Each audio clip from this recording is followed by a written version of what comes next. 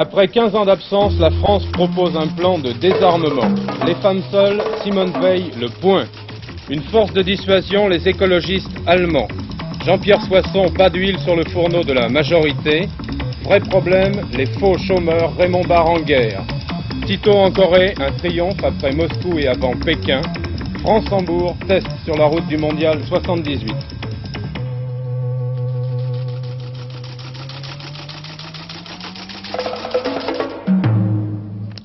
Bonsoir. Avant de développer tous ces titres, une très bonne nouvelle pour les amateurs de café, et il y en a en France. Le prix du café va commencer à baisser le lundi 29 août. Le texte a été signé ce matin au ministère des Finances de la main de M. Boulin. Cette baisse va se faire de façon échelonnée. Elle va toucher la torréfaction d'abord, les grossistes, puis les détaillants. Il faudra attendre sans doute 2 à 3 semaines pour que cette baisse soit sentie chez l'épicier ou sur le zinc au café. Une baisse due évidemment à la diminution du prix à la production que nous vous avions annoncé au début de ce mois d'août. Voilà donc pour cette bonne nouvelle que nous sommes les premiers à vous annoncer. Pour le reste, d'abord le Conseil des ministres avec cet important dossier concernant le désarmement.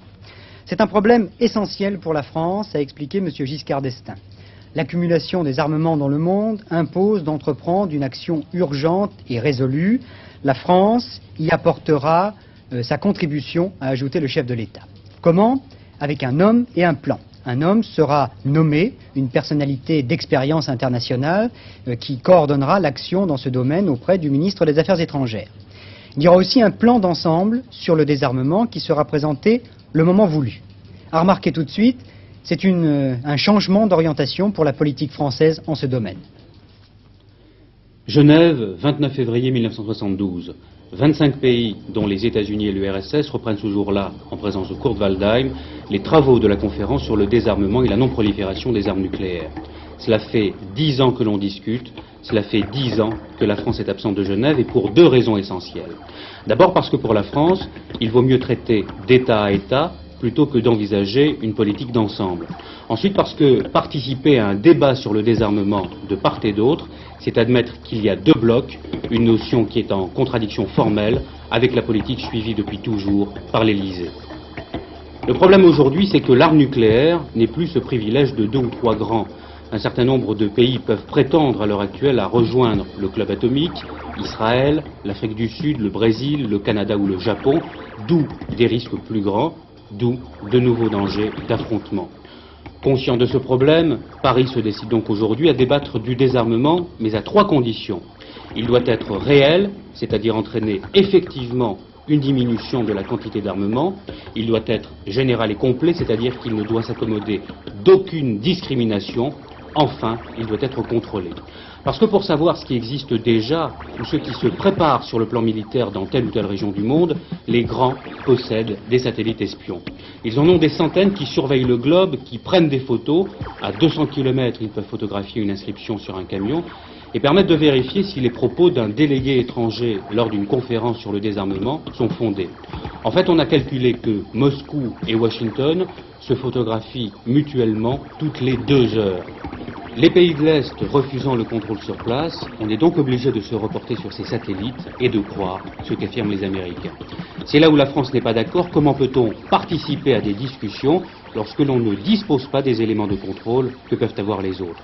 Voilà pourquoi nous admettons aujourd'hui qu'il peut y avoir intérêt à discuter du désarmement, mais à condition que l'on ait un droit de regard sur ce que font les grands, en attendant d'envoyer dans l'espace notre propre satellite espion. Jean-François Kahn, est-ce qu'on peut considérer que c'est un véritable changement de cap ?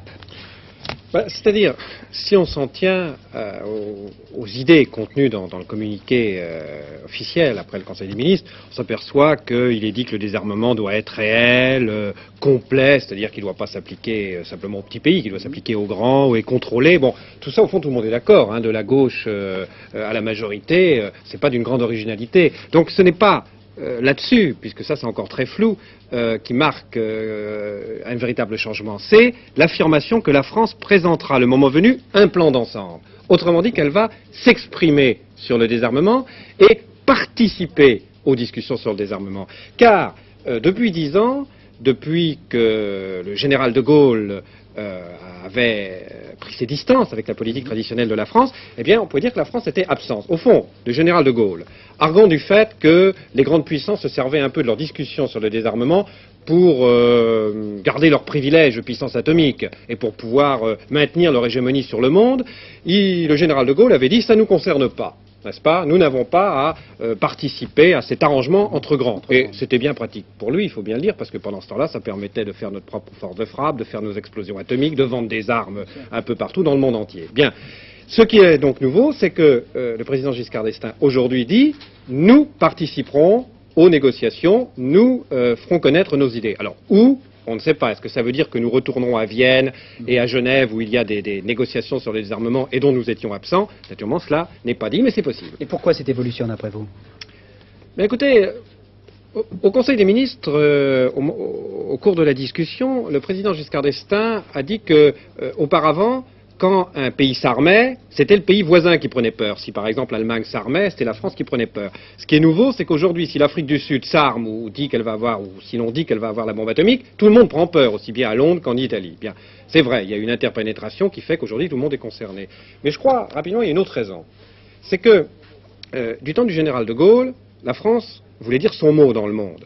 Voulait être présente, bien que ça soit une puissance moyenne. Et le président de la République actuelle a la même ambition. Simplement, le général de Gaulle, la France du général de Gaulle était présente par le refus, n'est-ce pas, par le défi aux grandes puissances. Il est évident que le président Giscard d'Estaing a changé de politique, ne veut plus défier systématiquement les grandes puissances.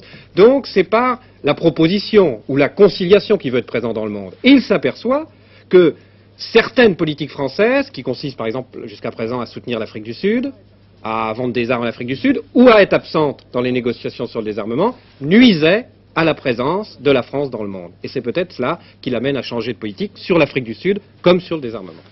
Merci Jean-François Kahn. Toujours au Conseil des ministres de ce matin, Mme Veil a fait le bilan des mesures prises au cours des dernières années en faveur des femmes seules, des mesures qui touchent 3 800 000 femmes. 3 directions dans cette politique: l'effort pour les femmes seules ayant un ou plusieurs enfants à charge, la prochaine généralisation de la sécurité sociale, enfin les priorités pour l'intégration professionnelle. Le ministre de la Santé explique les raisons de ce 3e point.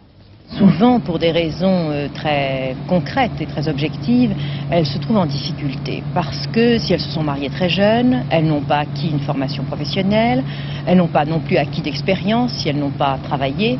Et il est certain que si c'est à 40 ou 45 ans qu'elles cherchent à travailler alors qu'elles ne l'ont jamais fait et qu'elles ne disposent d'aucun bagage particulier, qu'elles auront plus de difficultés que tout autre. Et sur ce plan aussi, nous sommes efforcés de plus en plus elles ont droit à une priorité pour l'accès dans les centres de formation professionnelle et elles bénéficient d'un contrat de formation comme les jeunes en bénéficient. Le gouvernement a approuvé d'autre part les mesures définies hier par M. Giscard d'Estaing sur la nouvelle politique de la montagne. Et plus précisément au lendemain du discours de Valéry Giscard d'Estaing concernant la montagne, et au cours duquel il a proposé de créer un conseil d'information sur l'énergie nucléaire, ouverture ce matin à Grenoble du procès en appel de 8 manifestants écologistes de Cress-Malville. Tout le quartier du palais de justice de Grenoble a été interdit à la circulation.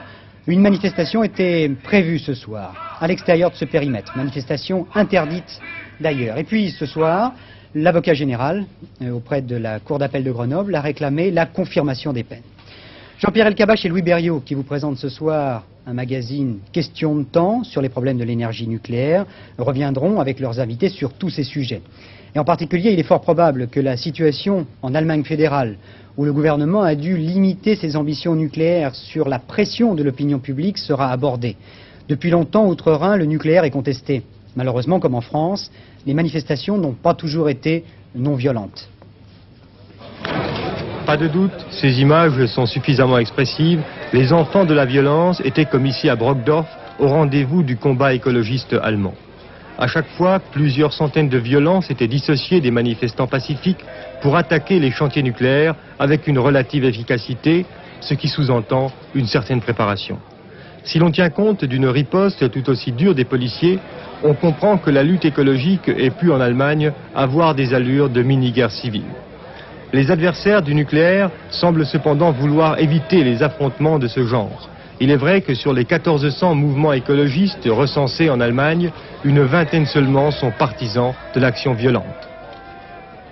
Je crois que nous avons appris beaucoup de choses des manifestations à Brockdorf, à Gronde et aussi à Malville où nous étions avec quelques milliers, en disant qu'il faut organiser la non-violence. Il ne faut pas seulement proclamer la non-violence, mais il faut aussi l'organiser.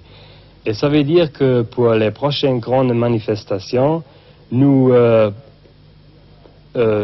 sommes prêts à établir un service d'ordre qui garantit que de notre part, il n'y a pas de provocation vers la police. Si nous sommes pour la protection de vie, nous ne pouvons pas faire des blessés et même des morts, c'est-à-dire attaquer la vie. Et en effet, parce que nous avons quelques éléments anarchistes en Allemagne, qui, il faut le dire, ne s'occupent pas du tout de l'écologie ou du nucléaire, etc. Pas du tout. Ils n'ont absolument rien à faire avec notre problème. Que quand même, là, la population est très sensible et on peut perdre très vite notre crédibilité si nous ne réussissons pas, dans les manifestations prochaines, d'éviter la violence. Principal grief des antinucléaires allemands, ils estiment injustifier la fuite en avant atomique d'un pays dont le sol renferme encore autant de ressources d'énergie. L'Allemagne fédérale, malgré ses importantes réserves de lignite et de charbon, n'a cependant pas dans son sous-sol un capital énergétique à la mesure de ses ambitions d'État industriel. Depuis la crise du pétrole, le gouvernement a donc joué la carte nucléaire. D'ici 1985, on prévoyait de produire le tiers de l'électricité à l'aide de quelques 35 réacteurs. Sous la pression de l'opinion, les autorités de Bonn ont substantiellement limité leurs ambitions nucléaires à la satisfaction des écologistes. Nous sommes quand même réalistes de voir qu'un programme nucléaire qui s'est fait pendant 20 années ne peut pas être arrêté en 3-4 années. Et si nous recevons dans cet automne un moratoire de 3 jusqu'à 5 années, comme le ministre l'a déjà annoncé à la presse, qu'il craint que ça va venir, nous sommes déjà très heureux parce que cette situation ouvre toute possibilité pour les alternatives. Suite du Tour de France de l'emploi pour Raymond Barre à partir de demain, Charleville-Mézières d'abord, puis Toulouse. Mais il faut revenir tout de même sur l'avertissement lancé par le Premier ministre hier à Colmar aux jeunes qui refusent certains emplois disponibles et qui ne doivent pas se borner à attendre l'emploi qu'ils souhaitent. Vive réaction aujourd'hui du Parti socialiste, c'est la déqualification massive de la main-d'œuvre jeune. La CFDT parle de son côté d'une véritable campagne lancée par le gouvernement pour minimiser la gravité de la situation de l'emploi. Alain Dumay, comment faut-il prendre cet avertissement du Premier ministre Raymond Barre? D'après vous, c'est un ordre ou simplement un conseil? Je dirais que c'est plutôt une constatation. Le Premier ministre a constaté à Colmar hier qu'il y a des emplois qui sont offerts par des entreprises et des emplois qui ne trouvent pas de demandeurs d'emploi en face. Alors évidemment, le Premier ministre a tenu ses propos sur un ton très ferme, ce qui a pu laisser croire ou laisser craindre qu'on s'apprêtait à modifier la réglementation actuelle concernant l'indemnisation du chômage. Alors en fait, renseignement pris, il n'en est rien, et il faut interpréter les propos du Premier ministre comme une volonté de mieux appliquer la réglementation actuelle, car actuellement il y a une réglementation qui n'est pas toujours appliquée. Par exemple, quand on fait le pointage des fiches qui sont détenues par l'Agence nationale pour l'emploi, on s'aperçoit qu'il y a environ 12% de gens qui sont toujours considérés par l'agence comme des demandeurs d'emploi et qui en fait ont trouvé du travail. Et rien n'empêcherait, avec la réglementation déjà existante, l'Agence nationale pour l'emploi de rayer ces faux chômeurs. Oui, ça c'est un problème d'organisation, tout simplement. Exactement. Oui. Bon alors, précisément, qu'est-ce que c'est qu'un faux chômeur, ces faux chômeurs dont on parle maintenant sans arrêt? Alors, écoutez, un faux chômeur, c'est quelqu'un qui est inscrit à l'Agence nationale pour l'emploi comme demandeur d'emploi et qui en fait n'en demande pas d'emploi. Alors il y a les faux chômeurs de bonne foi, ceux qui sont inscrits à l'Agence nationale pour l'emploi pour conserver leurs droits sociaux, c'est souvent des cas médicaux. Et s'ils n'étaient pas inscrits à l'Agence nationale pour l'emploi, ils perdraient leurs droits, par exemple, à des prestations de sécurité sociale. Ces gens-là sont des gens de bonne foi. Ou alors, par exemple, il y a aussi des gens qui ont trouvé un nouveau travail et qui ont oublié de se faire radier de l'Agence nationale pour l'emploi. Ceux-là, ils sont de bonne foi. Et puis, il y a des gens qui sont de mauvaise foi, des gens qu'on peut qualifier de fraudeurs, qui s'inscrivent comme demandeurs d'emploi et qui, en fait, quand on leur propose du travail, le refusent systématiquement. Est-ce qu'ils ont le droit de refuser? Alors écoutez, les textes actuellement sont pas très clairs. En tout cas, ils sont très vagues. La réglementation en vigueur stipule qu'un demandeur d'emploi perdra ses droits à indemnité s'il refuse un emploi convenable sur le territoire métropolitain. Et c'est une définition évidemment suffisamment vague pour que l'administration n'ait pas vraiment les moyens de procéder à ces radiations. Et en fait, tous les mois, il y a quelques centaines de radiations du fichier national de l'Agence nationale pour l'emploi. C'est plus souvent parce que les gens ont oublié ou omis de pointer, comme on dit, que parce qu'ils ont refusé systématiquement un emploi. Alors on s'attend à une modification de la réglementation dans les prochaines semaines? Oui, alors on s'attend à quelques modifications qui iront plutôt dans le sens d'une plus grande efficacité de l'action de l'Agence nationale pour l'emploi plutôt que dans le sens d'une répression des faux chômeurs. Alors parmi les modifications auxquelles il faut s'attendre, on va s'efforcer d'abord de mieux définir précisément ce que c'est qu'un refus d'emploi. Et pour cela, et c'est la deuxième modification, il faut d'abord définir ce que les différentes catégories d'emploi, les différentes familles de professions. Et alors l'Agence nationale pour l'emploi vient de mettre au point une sorte de répertoire des métiers et a recensé 7688 professions différentes. Et avec ce répertoire, donc, on le voit bien, fini les déclarations de professions fantaisistes. Et la troisième modification, elle va aussi dans le sens d'une plus grande efficacité de l'action de l'Agence nationale pour l'emploi. On va désormais afficher dans les bureaux de poste les emplois dont les agences nationales pour l'emploi disposent. Comme ça, plus de gens le sauront et elles pourront peut-être trouver plus vite preneur. Très bien. Montéfibre, le conflit de l'usine de Saint-Nabord dans les Vosges et le sort des 1039 salariés menacés de licenciement. Décision le 5 septembre prochain. La direction de l'usine a expliqué qu'elle ferait connaître sa position après la réunion du conseil d'administration de la Montedison. Le fioul lourd devrait augmenter à partir du 1er septembre prochain, après un engagement de modération conclu entre le ministère des Finances et les pétroliers. Les prix du fioul lourd ne seront plus bloqués. À envisager aussi l'augmentation d'autres produits comme le butane et le propane par exemple. En politique, le débat sur l'actualisation du programme commun. Vive réaction de Michel Rocard, publiée par Le Matin demain. Il répond aux accusations de Georges Marchais sur l'attitude des socialistes face aux nationalisations. D'accord pour un débat public, mais à partir de positions réelles et non pas à partir de caricatures.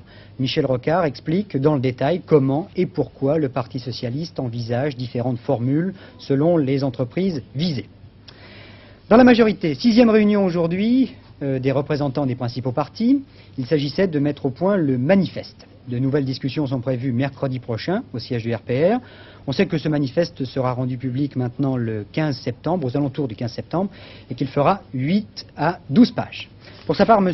Jean-Pierre Soisson, le secrétaire général du Parti républicain, qui revenait apparemment en pleine forme de ses vacances à la Martinique, a expliqué à Daniel Brême qu'il ne voulait absolument pas mettre de l'huile sur le feu pour attiser les tensions à l'intérieur de la majorité. Je souhaite l'élection d'une majorité qui permette au président de la République de continuer son action. Mais M. Barre n'a pas eu, quoi qu'on en dise, tellement de difficultés, et j'espère qu'il n'en aura pas lors de la prochaine session parlementaire. Mais vous ne souhaitez pas que revienne une majorité exactement comme celle qui existe aujourd'hui, tout de même? Je souhaite que sorte des urnes une majorité qui permette au président de la République de poursuivre son action. Vous ne me ferez rien dire d'autre. Je considère que les polémiques au sein des formations de la majorité sont nuisibles à l'ensemble de la majorité. Et vous voyez donc un secrétaire général du Parti républicain qui revient de vacances, choisissant sa cible, qui est l'Union de la gauche. Oui, le Premier ministre doit intervenir dans cette campagne. À votre avis, comment va-t-il le faire? Il le fera dans les conditions qu'il déterminera. Nous ne sommes pas dans un régime des partis. Il ne m'appartient pas de dicter à M. Raymond Barre, malgré toute l'amitié que je lui porte, une quelconque attitude. Oui, mais sur ce point, vous n'êtes pas d'accord entre vous dans la majorité? Nous sommes assez d'accord pour que M. Raymond Barre joue un rôle essentiel. Et là encore, vous ne m'entraînerez pas dans des polémiques qui sont inutiles. Mais M. Chirac n'est pas d'accord sur ce point. Il est d'accord pour que je ne polémique pas avec lui, et nous sommes tous d'accord pour éviter les polémiques et pour que la majorité gagne. C'est tout.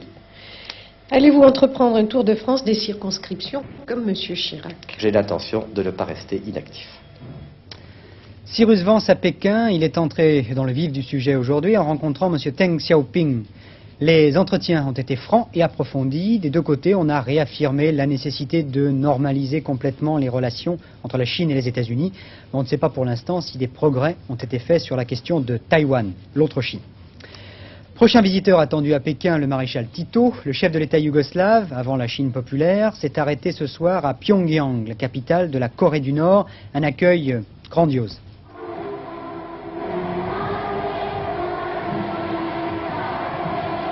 « 5000 personnes à l'aéroport, des jeunes Coréens en costume national. Plusieurs centaines de milliers jusqu'au centre de la capitale. 25 km seulement de l'aéroport à la résidence du chef de l'État, mais parcouru en 1h30. Jamais la Corée du Nord n'avait réservé un accueil aussi triomphal à un chef d'État en visite officielle. C'est que l'itinéraire du maréchal Tito a été très habilement planifié. À Moscou d'abord depuis plus d'une semaine avec un accueil chaleureux mais sans excès. À Pékin dans 5 jours qui mettra un point d'honneur à faire mieux que les soviétiques. Et donc, entre Moscou et Pékin, la capitale de la Corée du Nord qui tenait à montrer qu'elle pouvait faire aussi bien que les deux grands. Étape diplomatique habile aussi pour le maréchal Tito, qui ne pouvait passer directement de Moscou à Pékin et qui va donc, pour 5 jours, séjourner ici en Corée du Nord, un pays communiste, mais à l'image de la Yougoslavie, un pays non aligné.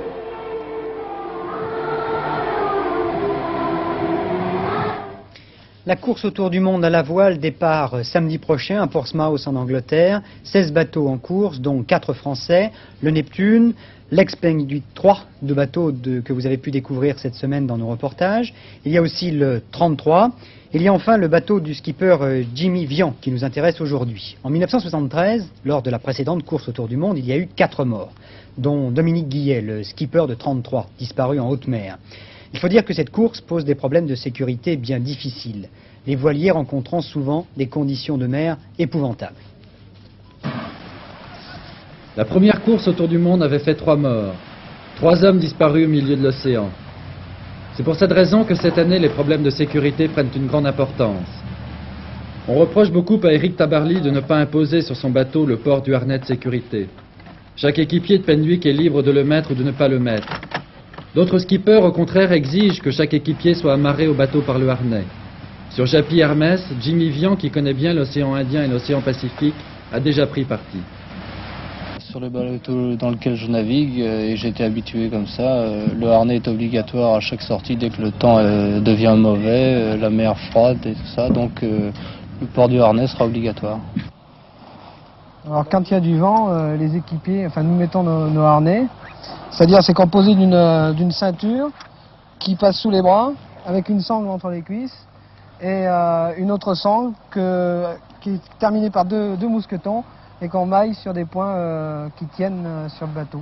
Alors on a installé sur Japy Hermès, on a installé une ligne de vie, c'est-à-dire c'est un câble qui court sur le pont et qui nous permet de circuler d'un bout à l'autre du pont sans qu'on ait à changer de mousqueton de place. C'est une sécurité supplémentaire. Si dans une manœuvre vous lâchez les bras et que vous tombez à l'eau, vous êtes quand même retenu par cette sangle. À bord de Japy Hermès, on a voulu aller encore plus loin.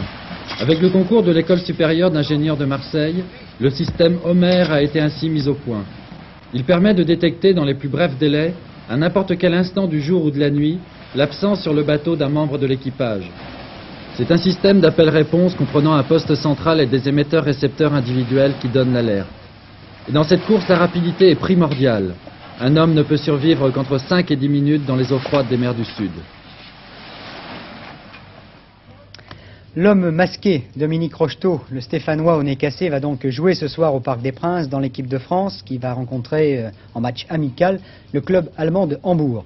Match amical, mais match bien difficile quand même pour l'équipe de Michel Hidalgo, car Hambourg a un beau palmarès. Le club allemand a gagné la Coupe des Coupes l'année dernière en battant Anderlecht. Une belle équipe avec 2 vedettes, le Yougoslave Buljan et le Britannique Keegan. Un match qui doit attirer la grande foule, et apparemment c'est vrai, puisque les gradins du Parc des Princes sont déjà bien remplis. Et un match qui va permettre à Michel Hidalgo, avant le très important match du 16 novembre contre la Bulgarie, de tester en particulier les avants Rocheteau, Saramagna et le Nantais Pécou. Coup d'envoi à 20h30.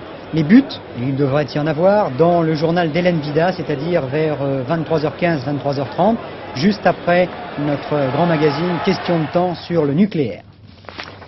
Ciel gris, quelques nuages, mais sans doute pas de pluie sur la pelouse du Parc des Princes ce soir. Pour demain, d'ailleurs, la météo n'est pas très optimiste.